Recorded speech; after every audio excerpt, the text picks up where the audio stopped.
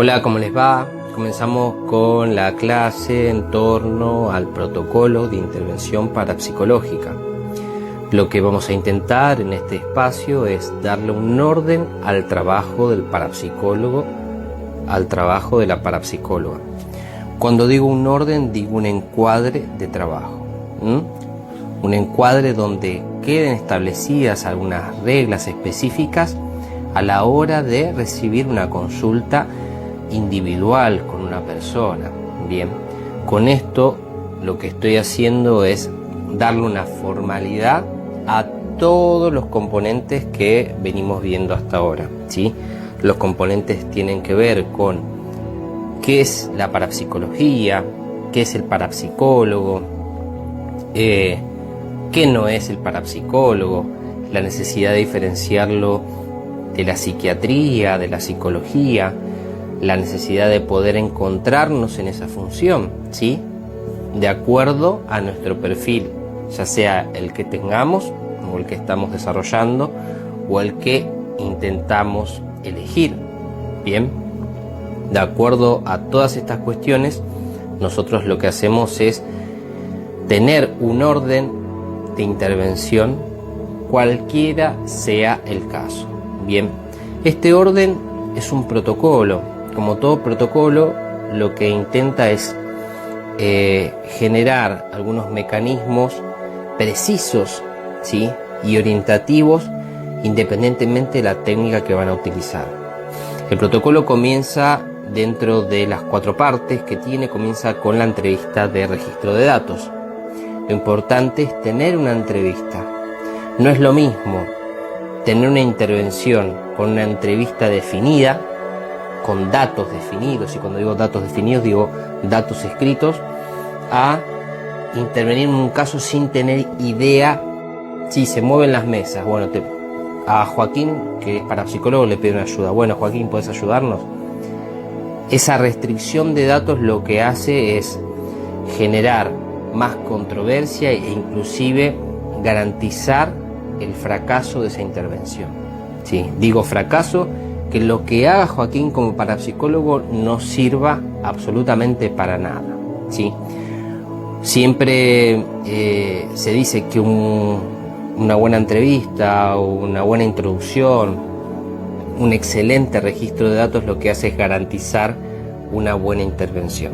No garantiza buenos resultados, pero sí una intervención pensada. Después los resultados van a venir de acuerdo a qué, a las intervenciones que hemos realizado. Fíjense entonces que los resultados positivos tienen que ver con una entrevista bien registrada. Cuando digo una entrevista, digo, de acuerdo a la consulta que recibamos, tener un intercambio con una persona sostenido, ¿sí? En un tiempo determinado. Si ustedes califican una entrevista como 20 minutos, yo diría ahí que es una charla. Bien, si bien esto es irónico, pero es importante darle lugar a la entrevista. Una entrevista que dure menos de 60 minutos no es entrevista, ¿sí? Puede ser un intercambio de información, puede ser una charla, puede ser un encuentro, puede ser la posibilidad de conocer a una persona que en otro marco no hubiesen conocido. Sin embargo, una entrevista se debe al tiempo, se debe a la cantidad de información que nosotros obtengamos para realizar una mejor intervención. En una entrevista, como dice el material textual, hay un tema a resolver. Este tema a resolver puede ser: estoy mal en el amor, puede ser cuestiones de trabajo, puede ser cuestiones de tipo espiritual, ¿sí? De tipo espiritual quiero decir de que haya entidades en el hogar. Puede ser una intervención basada en cuestiones de futuro de la persona que quiera saber por qué no le salen las cosas y tal vez necesita un acompañamiento sobrenatural o alguien que entienda que lo invisible incide en el mundo material. He ahí la posibilidad de intervenir de forma pensada. El tema a resolver se debe definir no solo para nosotros como profesionales, sino además para la persona que consulta. Tal vez la persona, y esto sucede en todas las entrevistas profesionales que hablan de la condición humana, la persona tenga una necesidad que no puedo llevar a la palabra. Tengo una necesidad de quiero sentirme bien, pero tengo mucha información desorganizada. Nosotros en la entrevista lo que hacemos es ordenar la información que la persona nos trae. Información de por qué viene a nosotros, información de qué quiere resolver, qué quiere mejorar, por qué está ahí, qué lo aflige, ¿sí? Pero esta aflicción no tiene que ver con lo emocional. La aflicción tiene que ver con cuestiones tripartitas, o trabajo, o dinero, o salud. Bien, cuando digo salud, acá también puede agregar, como les dije recién, las cuestiones de posesiones espirituales, entidades energéticas, ¿sí? Cuando digo las cuestiones de dinero, quiero decir las cuestiones que ayudan a concretar objetivos. Cuando digo trabajo, digo la dignidad humana, digo lo que nos provee el pan de todos los días, ¿sí? No quiero quedarme en una cuestión literal, conceptual, muy básica y reduccionista. Hablamos del tema resolver, luego que nosotros registramos el tema resolver, lo que hacemos es confirmárselo a la persona. Bien, usted quiere trabajar rojo, azul y blanco. Bien, ¿está de acuerdo? La persona debe decir que sí, ¿sí? Ahí comenzamos a generar un acuerdo explícito, aunque sea oral o verbal, pero explícito al fin, para poder intervenir, ¿sí? Si nosotros no generamos ese acuerdo, tal vez lleguemos al intento de resolución del problema sin saber, por lo menos la otra persona, que quería resolver. Y tal vez, en algún punto, ustedes se van a dar cuenta que han resuelto el inconveniente que traía dentro del marco parapsicológico, pero la persona dice, no, pero yo no quería eso, yo te planteé otra cosa, no quería resolver eso. ¿Se entiende? Si ustedes, es más, quieren poner un papel lo que la persona desea trabajar y se lo lleva, se lo lleva. De eso parte y de eso depende la superación del inconveniente, del obstáculo que nos trae al encuentro parapsicológico. ¿Quiénes están implicados? Una persona, varias personas. No es lo mismo que esté implicada una persona, de lo cual nosotros podemos generar recomendaciones precisas. Si no es lo mismo una tirada de tarot o de runas a querer trabajar sobre armonización de ambientes. Tenemos un implicado, varios implicados, son distintos. Fecha estimada de origen, ¿sí? Cuando digo fecha estimada de origen, me alejo de las consultas de tipo predictiva, ¿sí? Runas, tarot, numerología, astrología, ¿sí? Cuando hay un problema que está en desarrollo, no tiene que ver con que la persona nos trae un inconveniente para que nosotros le demos una orientación en esa misma consulta. Generalmente las fechas estimadas de origen están vinculadas a entidades espirituales en la casa, posibles entidades, energía un tanto oscura, telequinesis, psicoquinesis, vinculada a cuestiones que las personas no pueden resolver en familia y que ven que eso va pasando de generación en generación. Bien, digo problemas en desarrollo que generalmente involucra a más de un individuo. Fecha estimada de origen es importante para decir, bueno, esto comenzó aproximadamente, de lo que recuerdo yo, en esta fecha, en este año más o menos. Bien, de acuerdo a ese año nosotros lo que vamos a hacer es preguntar qué cambios familiares, individuales, qué cambios en el mismo periodo se han generado de acuerdo a esa fecha. No digo la totalidad de los casos, pero hay algunos casos, por ejemplo, de telequinesis, que tienen que ver con fallecimientos de personas, de familiares, con lo cual esa situación de estrés lo que hace es motivar al movimiento de objetos, ¿sí?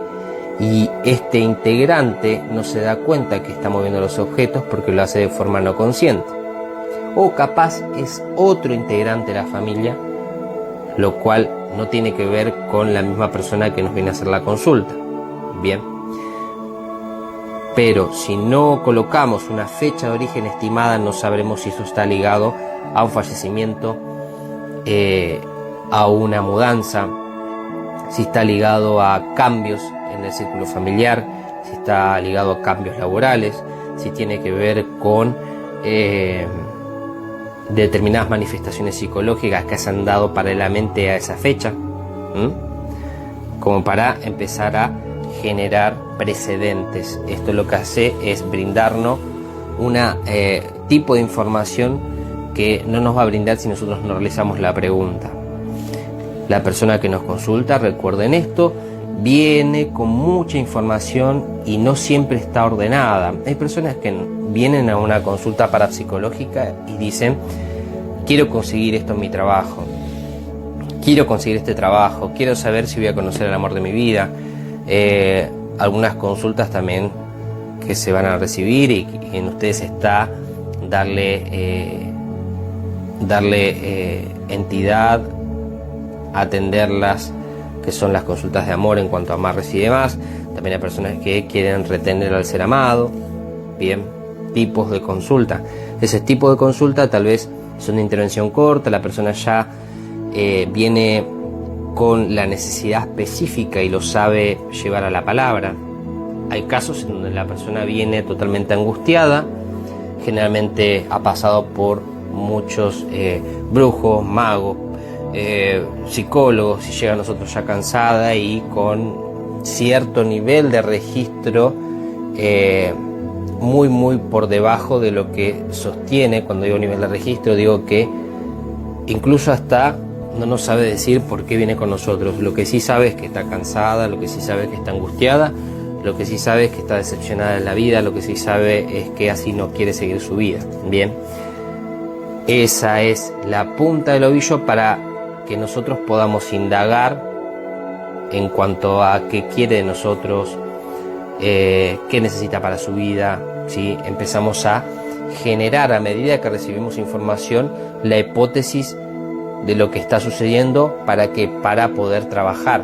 No es lo mismo una consulta de tipo ¿qué va a pasar en mi futuro?, que tal vez con un sistema predictivo, runas, tarot, numerología, astrología, lo podamos develar o por lo menos aclarar un poco, a una consulta que amerita una investigación que tal vez sea en la casa, que tal vez sea de forma online o a distancia, a través de Zoom o a través de WhatsApp.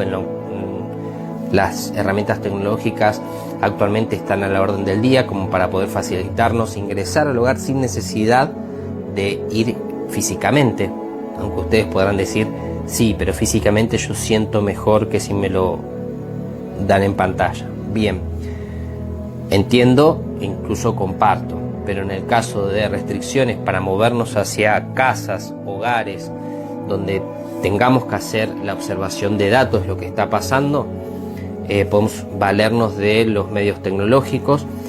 Y acá es importante también generar un paréntesis. Si nos valemos de una videollamada para registrar algunos datos visibles, lo que debemos hacer es nosotros conducir a la persona que tiene el teléfono. Conducirla, es decir, ustedes díganle lo que quieren ver de esa casa, díganle lo que quieren ver del círculo familiar, ¿sí? Esto creo que está de más aclararlo, pero con previo consentimiento de la familia, poder intercambiar información con la familia a través de videollamada sin necesidad de que se acerque toda la familia a nuestro espacio de trabajo. Datos actuales. Antiguamente esto se trabajaba solo de forma presencial.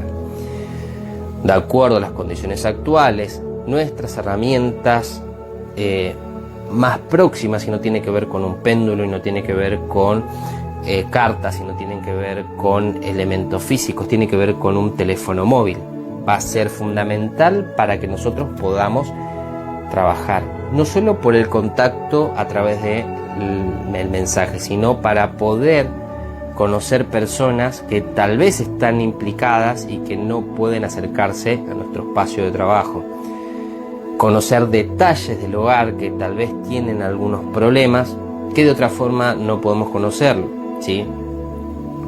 Si ustedes dirigen la llamada y piden ver determinados rincones, lugares, cómo está la puerta del hogar, cómo están las ventanas, qué características tiene el dormitorio. Bien, si ustedes trabajan Feng Shui, estas cuestiones para armonizar ambientes son fundamentales, ¿sí?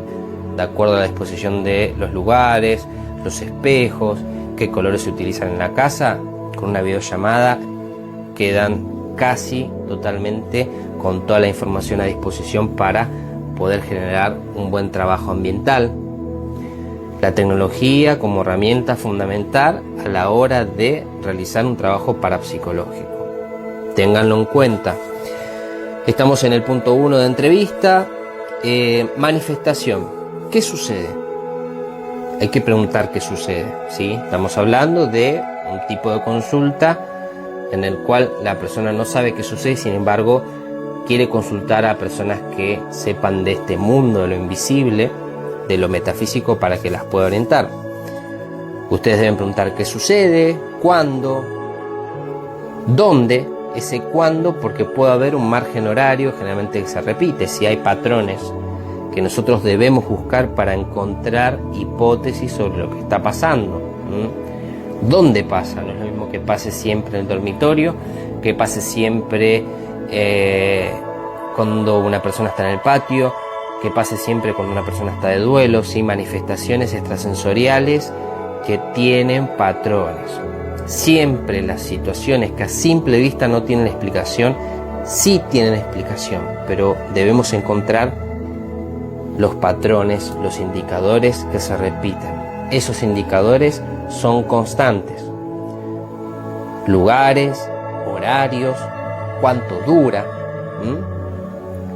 Consecuencias del suceso a abordar. ¿Qué consecuencias tiene si está involucrada la familia o un individuo a nivel emocional, vincular, financieros o físicos? ¿Sí?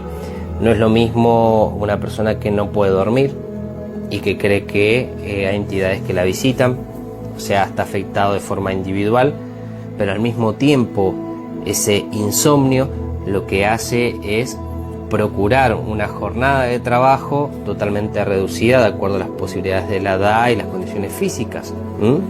Entonces tenemos una situación de insomnio con una hipótesis espiritual y con resultados directos en el plano financiero, en el plano incluso de lo vincular, porque probablemente esté de mal humor. Bien, como para crear un ejemplo y empezar a triangular. ¿Qué expectativas tiene la persona sobre esta consulta? Eso es importante aclararlo. Y al mismo tiempo, en caso de trabajar con hechizos o talismanes, indagar sobre el propósito y cuánto realiza la persona por concretar eso que quiere conseguir. Si pone de sí, si ha ordenado su vida. Recuerden que dentro del marco parapsicológico nosotros lo que hacemos, como bien dice la palabra, es individualizar, visibilizar cosas, manifestaciones, expresiones, entidades, experiencias que no están individualizadas en el campo de la psicología. Sí, pero sin embargo, si la persona no realiza todo lo que puede hacer o no toma las decisiones que debe tomar para poder avanzar en su proyecto de vida, el marco parapsicológico no va a hacer magia sobre eso que debe hacer esa persona, ¿sí? La responsabilidad en cualquier situación es importante. Si vamos a trabajar dentro del compendio de hechizos, lo que hacemos es ratificar la responsabilidad de la persona para que eso ocurra, ¿sí? Los hechizos o talismanes, amuletos, colaboran en ese propósito, pero la punta de la flecha es la responsabilidad de la persona. El punto 2 del protocolo, planteo de hipótesis en entrevista. El planteo de hipótesis debe realizarse en la entrevista. Mientras vamos recopilando información, nosotros vamos pensando qué puede suceder. Para llegar a esa dinámica de darnos cuenta qué puede estar sucediendo, debemos estar formados. Debemos tener una experiencia concreta para poder leer lo que le está pasando a la persona y al mismo tiempo generar una hipótesis, las posibilidades de lo que puede estar pasando. Esto es importante. Podemos tener muchas ganas de ayudar, podemos encontrarnos alegres a la hora de ayudar a una persona. Nos hace felices, nos vemos útiles nos damos cuenta que lo que estudiamos nos sirve para algo, que tal vez puedo aportar mi grano de arena a la sociedad, que de otra forma tal vez no lo aporto. Una serie de cuestiones que movilizan a la hora de ayudar a un otro, en este caso dentro de la función del parapsicólogo. Ahora, si nosotros no entendemos que la formación es necesaria, que saber cuál es nuestro rol, que saber los diferentes sistemas que podemos trabajar, aunque no lo sepamos todos, entender las técnicas que tenemos y saber administrarlas y saber hacer una evaluación de esas técnicas y entender que eso es solo un dato dentro de una serie de datos si administro otras técnicas de trabajo. Darnos cuenta que los hechizos tienen un tiempo de resolución, que los hechizos dependen de nosotros y también de la persona en caso de que deba tener su amuleto talismán cerca. Bien, variables a la hora de trabajar. Si nosotros no entendemos lo importante de saber de qué se trata la parapsicología, probablemente se nos dificulte escuchar en una entrevista, tomar datos y al mismo tiempo generar hipótesis de lo que está pasando. ¿Por qué las hipótesis son necesarias hacerlas y plantearlas en una primera entrevista? Porque de allí en más la persona puede volver o no puede volver. Porque de allí en más quien viene afligido a nuestra ayuda puede decir que tenemos las cosas claras o no tanto. Se puede ir no con la respuesta, pero sí sabiendo de que puede suceder una u otra cosa. Bien, mientras tomamos datos, generamos hipótesis. Planteo de hipótesis en entrevista, encuadre de trabajo, a comunicar en la primera entrevista. Luego de tomar todos estos datos de la etapa 1, lo que hacemos es decirles cómo trabajamos nosotros. Qué tiempo vamos a necesitar de acuerdo al caso, si necesitamos un encuentro o varios encuentros, la regularidad de esos casos y establecer el compromiso de asistencia. El compromiso de asistencia tiene que ver con garantizar la efectividad de ese trabajo. Si la persona del otro lado viene afligida, pero sin embargo le cuesta venir porque vive lejos, porque tiene problemas financieros y no sabe cómo solucionarlo, y nosotros no le damos solución a esas cuestiones que tal vez se plantean en la primera entrevista, probablemente no haya un segundo encuentro. Entonces debemos garantizar el compromiso con la necesidad, con el pedido de ayuda que nos traen a nuestro espacio de trabajo. Esto es importante. Este planteo de hipótesis y compromiso se deben establecer en la primera entrevista. Por eso vuelvo a decir lo mismo, la entrevista si dura 20 minutos no es entrevista, ¿sí? Necesitamos un tiempo estimado y el cual ese tiempo estimado debemos comunicárselo en el primer intercambio que tengamos, generalmente por teléfono, decirles que necesitamos de su tiempo 2 horas, capaz que no lleguemos a ocupar las 2 horas, pero necesitamos que esa persona venga predispuesta a estar 2 horas con nosotros, ¿sí? Para tomar datos, para indagar. Capaz que después no fueron 2 horas, fueron 1 hora. Bueno, fue 1 hora, perfecto. Pero nosotros le avisamos a la persona por las dudas, ¿sí? En el caso que tenga compromisos posteriores. Posibilidades de intervención, ¿qué se realizará? Vuelvo a lo mismo. La importancia de la hipótesis. Si ustedes ya tienen las hipótesis en la cabeza, ya podemos decir qué vamos a realizar. Fíjense la necesidad de saber lo que hacemos para dar una devolución. ¿Sí? ¿Por qué? La persona va a necesitar una respuesta en ese momento. No va a volver un segundo encuentro para ver si nosotros ya pensamos esa solución. La necesita en ese momento. ¿Sí? Por lo menos las orientaciones de cómo resolver esto que ella trae. Tiempos cronológicos, una vez que nosotros decimos posiblemente qué pueda suceder, y digo posiblemente porque tal vez nos equivocamos, pero tenemos que ratificar esa hipótesis o rectificarla, y eso implica una intervención, y esa intervención va a estar mediada por el planteo de cuánto vamos a demorar. Vuelvo a lo mismo, en el caso de intervenciones largas, ¿sí? ¿Cuánto tiempo vamos a tardar? Esto es importante para que la persona tenga una idea aproximada de cuánto nosotros precisamos de tiempo físico. ¿Qué se requiere del consultante? Esto ya lo aclaré, el tema del compromiso, si necesita utilizar amuletos, talismanes, si necesita trabajar con velas en la casa, darles las indicaciones por escrito, eso es importante, muy importante destacarlo. Y los honorarios. Los honorarios siempre son importantes.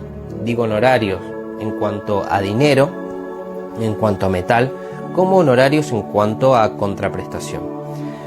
Me ha pasado de trabajar con clientes que no tienen para aportar en metal, pero tienen para aportar en un regalo, yerba. Cuando digo regalo digo paquete de yerba. Yo no fumo, pero hay personas que reciben cigarrillos, paquete de harina, fideo, estas cuestiones que parecen como muy trilladas, sin embargo son muy simbólicas a la hora de trabajar cuestiones sobrenaturales, ¿sí? La contraprestación debe estar, nuestro trabajo no es gratuito, y no porque nosotros querramos obtener algo del otro y nosotros no dar nada, al contrario. El flujo de energía lo que requiere es que nosotros demos algo y recibamos algo al mismo tiempo. Es mantener la dinámica de ayuda, ¿sí? Y que esta dinámica de ayuda se reproduzca cada vez más. No detengamos esta dinámica de ayuda. Siempre hay algo, absolutamente siempre, aunque sea simbólico, pero debe estar. Nuestra intervención, el punto 3 del protocolo. Aplicación de técnicas, acciones precisas en torno al planteo inicial. Fíjense, tema a resolver y planteo inicial son exactamente lo mismo. Si nosotros pudimos establecer lo que debemos resolver, el planteo inicial ya está encuadrado. Evaluar el intercambio profesional con colegas para ratificar o rectificar hipótesis de trabajo. En algún caso podemos sentirnos inseguros, podemos tener dudas. ¿Qué hacemos? Hablamos con un colega que trabaja exactamente lo mismo, ¿sí? Tenemos conocidos que trabajan con videncia natural, que trabajan con cartas. Bien, preguntemos, estrechemos relación, planteemos la situación, a ver qué nos dice el otro. Sí, esto es importante, no podemos saber todo, no podemos estar seguros de todo.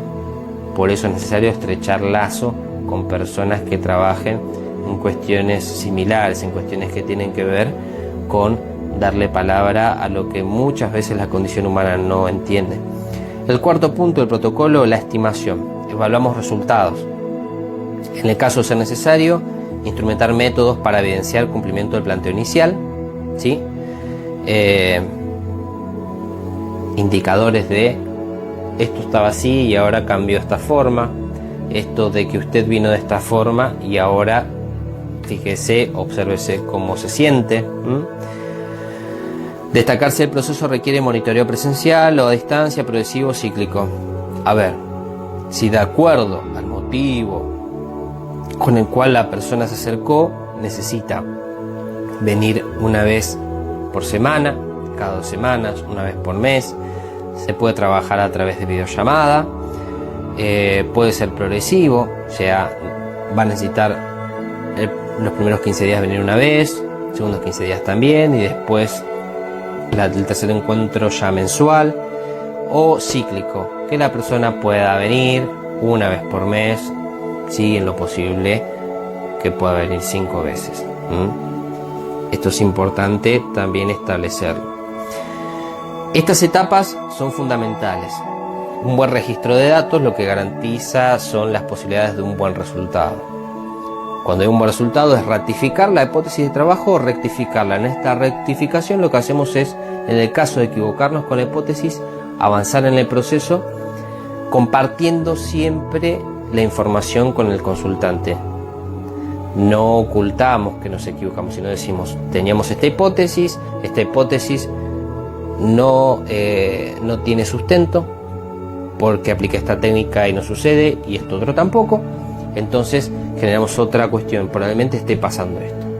Bien, cuando hablo de hipótesis, esto ya lo hemos trabajado durante la formación en algunas clases: hipótesis de tipo espiritual, hipótesis espírita, hipótesis psicológica, tal vez haya cuestiones emocionales que se deban trabajar y que sean decisivas a la hora de las manifestaciones, hipótesis de tipo energéticas, debemos trabajar cuestiones energéticas para mejorar cuestiones precisas, hipótesis que tienen que ver con cuestiones parapsicológicas.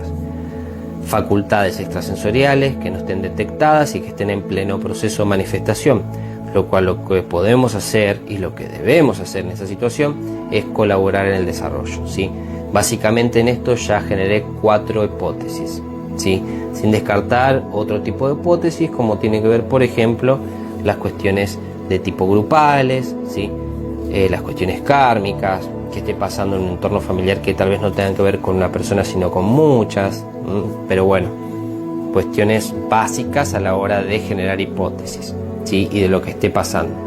Este protocolo es orientativo para que ustedes puedan trabajar muchísimo mejor y establecer un intercambio de necesidades profesionales, por sobre todo, para poder ayudar a un otro en cuestiones parapsicológicas.